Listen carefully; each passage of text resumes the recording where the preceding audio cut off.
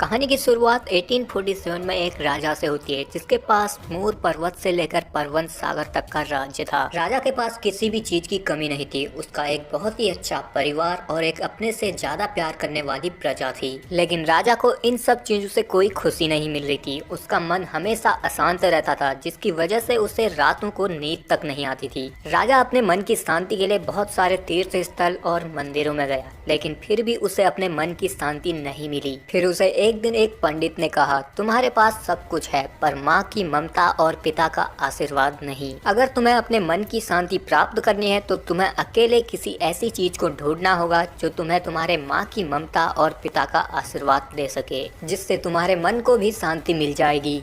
जिसके बाद राजा उस पंडित की बात को मानकर एक सफर पर निकलता है, लेकिन किसी भी मंदिरों या गुरुओं के पास जाकर भी उसे अपने मन की शांति नहीं मिलती है। इसीलिए राजा जंगल की तरफ निकल जाता है। जंगल में प्रवेश करते ही उसे एक आवाज सुनाई देती है और ये आवाज गग्गरा की थी। राजा उस आवाज से डरता तो नहीं है, बल्कि उसे लगता है कि उसे माँ की ममता अपने पास बुला रही है। राजा जब उस आवाज के पास जाता है तो वहाँ पर उसे एक पत्थर दिखाई देता है, जिसे देखकर उसकी आंखों में आंसू आ गए। अब यहाँ पर उसे अपने मन की शांति प्राप्त हो गई थी। तभी यहाँ पर गांव वाले भी आ जाते हैं। राजा उनसे इस पत्थर को अपने साथ ले जाने के लिए कहता है, पर गांव वाले राजा से कहते हैं कि आप हमारे राजा हैं, आप जो चाहे वो ले जा सकते हैं, पर हम अपने देव को तुम्हें नहीं दे सकते। लेकिन राजा यहाँ पर उनसे फिर से देव को अपने साथ ले जाने के लिए विनती करता है। तभी यहाँ गांव वालों में से एक आदमी पर देव अवतरित होते हैं। देव राजा से कहते हैं कि मैं इस गांव का पंजुली हूँ, अगर मैं तुझे सुख शांति दूं तो तू इन्हें बदले में क्या देगा। राजा उनसे कहता है, आपको जो चाहिए वो सब कुछ दे दूंगा। जिसके बाद देव यहाँ जोर से चीखते हैं और राजा से कहते हैं, जहाँ तक मेरी ये आवाज जा रही है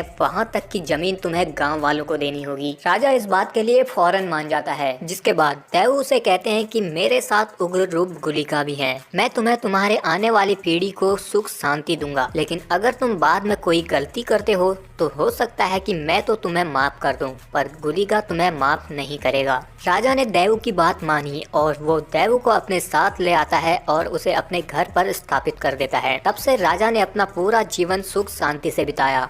जिसके बाद ये कहानी सीधे 1970 में टेक प्लेस करती है।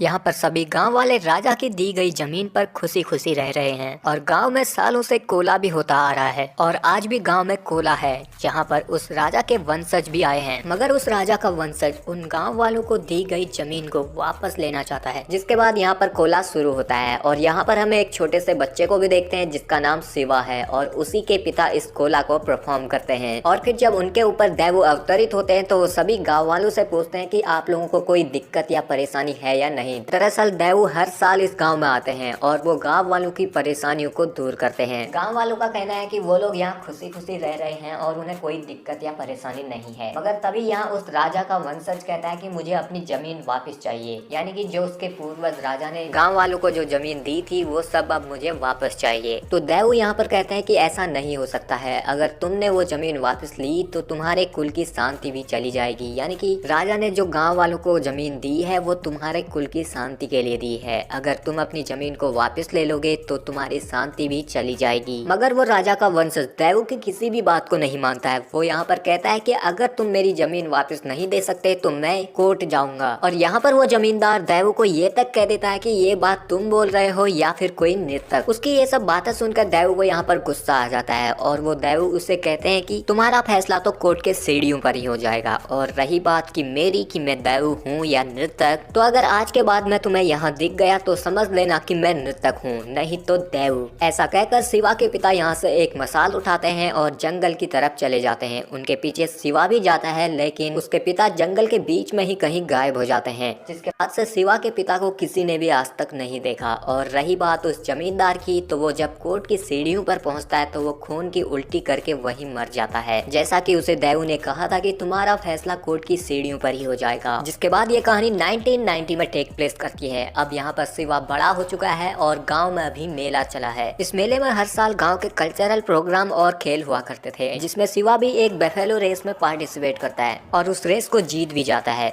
बट यहाँ पर राजा का वंशज भी आया होता है, यानी कि जो राजा का पोता था जो मर गया था कोर्ट की सीढ़ियों पर, उसका बेटा भी इधर आया है और ये अब इस गाँव का जमींदार है।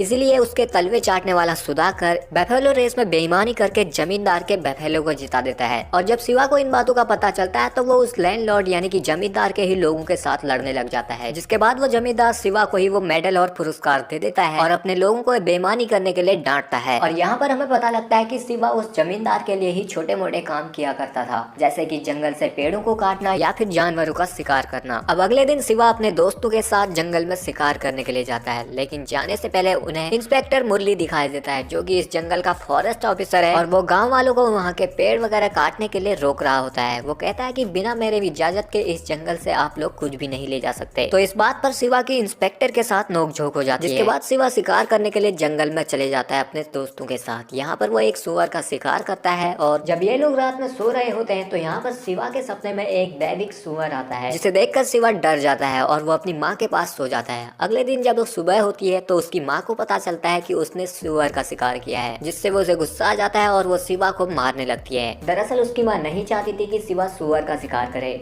मगर शिवा जमींदार के लिए जंगल में जानवरों का शिकार करता था, जिसके बदले में वो उसे कुछ पैसे और दारू दिया करता था। तो इस सुअर को भी वो जमींदार के पास ले जाता है, जिसके बदले में वो उसे कुछ पैसे और दारू देता है और साथ ही यहाँ पर ये भी कहता है कि वो लोग अपनी जमीन के कागज जल्दी ढूंढ ले, क्योंकि डिपार्टमेंट सर्वे करने वाला है सबकी जमीन का। और वहाँ इंस्पेक्टर मुरली गाँव वालों की जमीन का सर्वे करने की तैयारी करता है। और दूसरी तरफ गाँव में अब कोला फिर से शुरू होने वाला है, जिसे पहले शिवा के पिता किया करते थे, मगर अब कोला शिवा का कजन गुरु हुआ करता है, क्योंकि शिवा उसके पिता के गायब होने के बाद पियक्कड़ और निकम्मा बन गया है और उसे लगता है कि कोला की वजह से ही उसके पिता गायब हो चुके हैं और क्योंकि उसे तो अपनी जिंदगी को ऐसे ही मजे से जीनी है, इसीलिए वो कोला नहीं करता है। तो अब गांव में कोला शुरू होता है, जिसमें गांव के सभी लोग होते हैं और यहाँ पर शिवा की क्रश लीला भी आई होती है, जो अपने फॉरेस्ट गार्ड की ट्रेनिंग को पूरा करके यहाँ आई है। अब गाँव में कोला है तो यहाँ पर बम पटाखे भी फोड़े जाते हैं, जिसकी आवाज सुनकर यहाँ पर इंस्पेक्टर मुरली भी कोला देखने पहुँचता है। वो यहाँ पर गाँव वालों को पटाखे फोड़ने से रोक रहा होता है, मगर शिवा यहाँ पर आ जाता है तभी, और इन दोनों के बीच एक छोटी सी नोकझोंक होती है। और जब यहाँ पर लड़ाई इनकी शुरू होने वाली होती है तो यहाँ पर जमींदार आता है और वो इन दोनों को शांत करवाता है। इसके बाद इंस्पेक्टर यहाँ से वापस चला जाता है। अब अगले दिन लीला के पिता अपनी बेटी को लेकर शिवा के पास जाते हैं। वो उसे कहते हैं कि ये लीला फॉरेस्ट गार्ड की ट्रेनिंग पूरी कर चुकी है, और क्योंकि शिवा जमींदार के काफी क्लोज है तो वो शिवा से कहते हैं कि तुम जमींदार से बात करके लीला को इसी गाँव में ड्यूटी ज्वाइन करवा दो। जिसके बाद शिवा जमींदार से बात करके लीला को इसी गाँव में ड्यूटी ज्वाइन करवा देता है। अब लीला की नौकरी के पहले ही दिन इंस्पेक्टर फॉरेस्ट एरिया को नापने के लिए गांव में पहुंचता है। वो यहाँ पर गांव वालों से कहता है कि हम सरकार के आदेश पर इंक्रोचमेंट भी रिपोर्ट करने वाले हैं, यानी कि जिसके भी घर इलीगल एरिया में है या फिर इलीगल तरीके से बने हैं, वो उन सब की रिपोर्ट सरकार को देगा।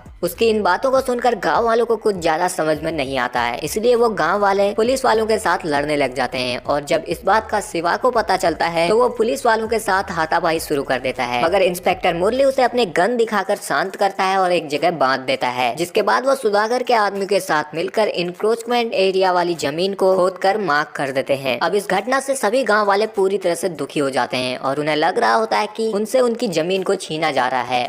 और क्योंकि लीला भी पुलिस वालों के साथ थी, इसलिए सभी गांव वाले लीला से भी गुस्सा थे। और जब वो ड्यूटी से शाम को घर पहुंचती है तो यहाँ पर शिवा उसी जगह पर होता है जिस जगह पर पुलिस वालों ने उसे बांधा होता है। और जब लीला उसे खाना देने के लिए जाती है तो वो लीला से गुस्सा होता है और खाने को ही फेंक देता है। मीनवाइल की वो पुलिस वालों के साथ थी। अब इस प्रॉब्लम के सोल्यूशन के लिए जमींदार एक वकील को लाता है और गाँव वाले से अपने जमीन के कागज उन्हें देने के लिए कहता है, जो की गाँव वालों के जमीन को वेरीफाई करेगा और उनके कागजात उनके नाम करेगा। ऐसे में वो सभी गाँव वालों से उनका अंगूठा लगवाता है, क्योंकि इस गांव में जितने भी लोग थे वो ज्यादा पढ़े लिखे नहीं थे। और जब वकील गांव वालों के कागज इकट्ठा कर रहा था तो यहाँ पर एक गांव का आदमी गलती से जमींदार के घर के अंदर चला जाता है। ऐसे में जमींदार का आदमी उसे मारने लगता है, तो तभी यहाँ पर शिवा आता है और वो जमींदार के आदमी के साथ लड़ने लगता है, पर जमींदार इनकी लड़ाई को रोक देता है। जमींदार शिवा को कुछ ज्यादा ही खास पसंद करता था, क्योंकि जमींदार का बाहर गाँव की एक औरत के साथ अफेयर चलता था और वो रात में शिवा को एज ए गार्ड अपने साथ ले जाता है। मगर यहाँ पर जंगल में शिवा को अपने पिता की एक झलक दिखती है। ऐसा पहली बार नहीं था कि उसे अपने पिता या फिर देव की झलक दिखती हो। उसे कई बार अपने सपने में देव दिखाई देते हैं, जिन्हें देखकर वो डर जाता था। तो अब शिवा और उसके दोस्त जंगल से और ज्यादा पेड़ काटने लगते हैं और शिकार करने लगते हैं, ताकि इन सब से इंस्पेक्टर का तबादला हो जाए। और इंस्पेक्टर भी शिवा को रंगे हाथों पकड़ना चाहता था, मगर उसे कोई शिवा के खिलाफ सबूत नहीं मिलता था। तो एक रात शिवा और उसके दोस्त एक बड़े से पेड़ को काट रहे होते हैं, मगर सुधाकर इनकी लोकेशन को इंस्पेक्टर को बता देता है। और क्योंकि इंस्पेक्टर शिवा को रंगे हाथों पकड़ना चाहता था तो वो लोग तुरंत उस जगह पर पहुंचते हैं। और जब शिवा को पता लगता है कि पुलिस यहाँ आ चुकी है तो वो लोग यहाँ से भागने लगते हैं।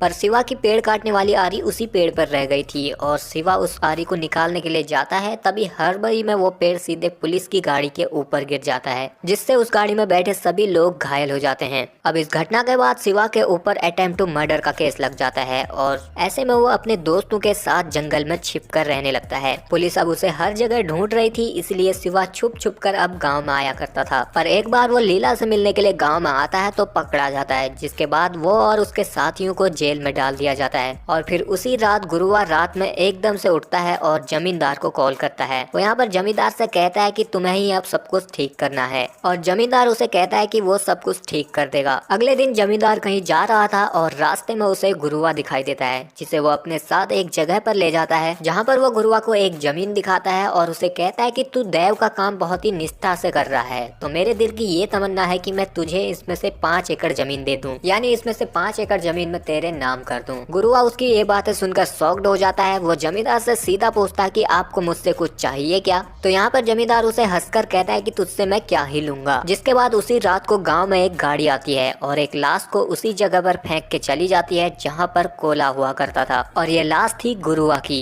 वहाँ दूसरी तरफ उसी रात शिवा को जेल में देव दिखाई देते हैं, जो कि रो रहे होते हैं।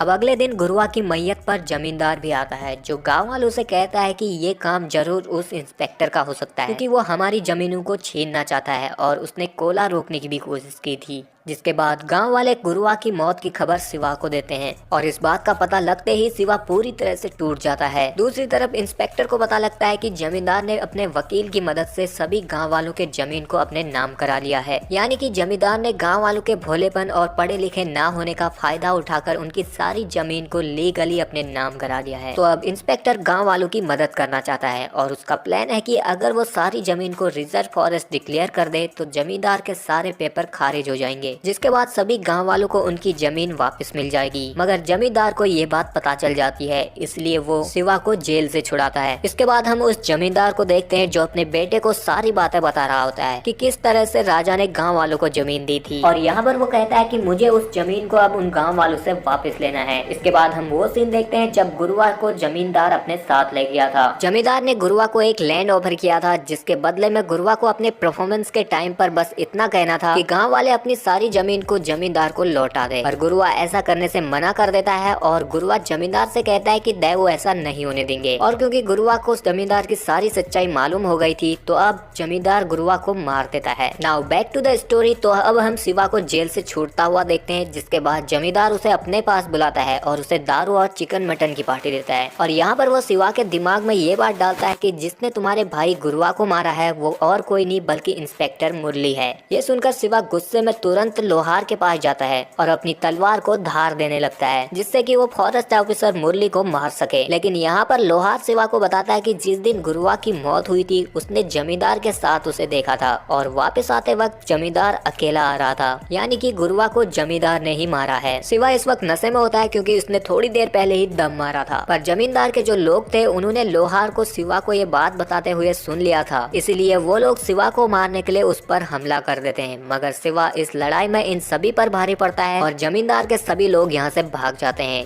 जिसके बाद उसे लोहार की कही हुई सारी बातें रियलाइज होती हैं और उसे अब कंफर्म हो जाता है कि गुरुआ का खून जमींदार ने ही किया है। इसके बाद शिवा जमींदार को उसके घर में ही जाकर उसे धमका के आ जाता है। इसके बाद हम शिवा को गांव की तरफ वापस आता हुआ देखते हैं और रास्ते में उसे अचानक से देव दिखाई देते हैं, जिससे उसका एक्सीडेंट हो जाता है। यहाँ पर उसके सामने एक मसाल होती है। शिवा जब उसे पकड़ता है तो उसे यहाँ पर एक दैविक सुअर दिखाई देता है, जो कि हर बार उसके सपने में आया करता था। और जब शिवा उसका पीछा करता है तो वो उसी जगह पर पहुंचता है जहां पर से उसके पिता गायब हो गए थे। यहाँ पर उसे देवू की आवाज सुनाई देती है, जो कि उसका मार्गदर्शन करते हैं। जिसके बाद शिवा गांव में पहुंचता है और यहाँ पर इंस्पेक्टर मुरली भी आया था, जो गांव वालों से कहता है कि अगर हम सभी जमीन को रिजर्व फॉरेस्ट डिक्लेयर कर देते हैं तो जमींदार के सभी कागज खारिज हो जाएंगे, जिसके बाद कोर्ट में अर्जी देकर आप लोगों को आपकी जमीन मिल जाएगी। वहाँ जमींदार डिसाइड करता है कि वह पूरे गाँव वालों को ही मार देगा, इसलिए वो कई सारे लोगों को गाँव में लेकर पहुँचता है और गाँव वालों पर हमला कर देता है, है, जिसके जवाब में गांव वाले भी लड़ते हैं। यहाँ पर गांव वालों के साथ शिवा और इंस्पेक्टर भी थे। जिसके बाद यहाँ पर काफी देर तक लड़ाई चलती है, जिसमें कई सारे लोग मारे जाते हैं। पर जमींदार तो यहाँ पर मजे ले रहा था, वो खुद गन से कई लोगों को मार दे रहा था, जिसमें वो अपने भी आदमियों को मार दे रहा था। इस लड़ाई के दौरान शिवा का एक दोस्त भी मारा जाता है, जिसके बाद शिवा गुस्से में जमींदार की तरफ बढ़ता है। पर जमींदार का एक ताकतवर आदमी शिवा को रोक लेता है और वो उसकी गर्दन को पकड़कर उसे हवा में ही लटका देता है। अब यहाँ पर ऐसा लगता है कि शिवा भी मर चुका है। जिसके बाद जमींदार का वो आदमी शिवा को उठाकर फेंक देता है और उसका सर एक पत्थर पे जा टकराता है। ये पत्थर दरअसल वही होता है जो कि राजा की कुल की शांति के लिए था। अब शिवा के मरने के बाद जमींदार अपनी जीत का जश्न मनाता है और वो गाँव वालों को काफी उल्टा सीधा बोलने लगता है। तभी हम देखते हैं कि देवा शिवा के सर के ऊपर जोर से चिल्लाते हैं, जिसके बाद शिवा तुरंत खड़ा हो जाता है। पर शिवा अब नॉर्मल नहीं था, उसे देखकर लग रहा था कि उसके ऊपर गुलिका आ चुके हैं, जो जमींदार के सभी लोगों को एक एक करके मार देते हैं। ये पूरा ही सीन एक सुपर नेचुरल सीन जैसा दिख रहा था। जमींदार के सभी लोगों को मारने के बाद शिवा के थ्रू गुलिका जमींदार से कहते हैं कि तुमने इतने सारे पाप किए हैं तो तुम अब बच नहीं सकते। हो सकता है कि पंजूर्ली देवा तुम्हें शायद माफ कर दे, पर मैं नहीं करूंगा और तुम्हारे खून से मैं इस मिट्टी को सींचूंगा। ऐसा कहकर वो जमींदार को मार देते हैं।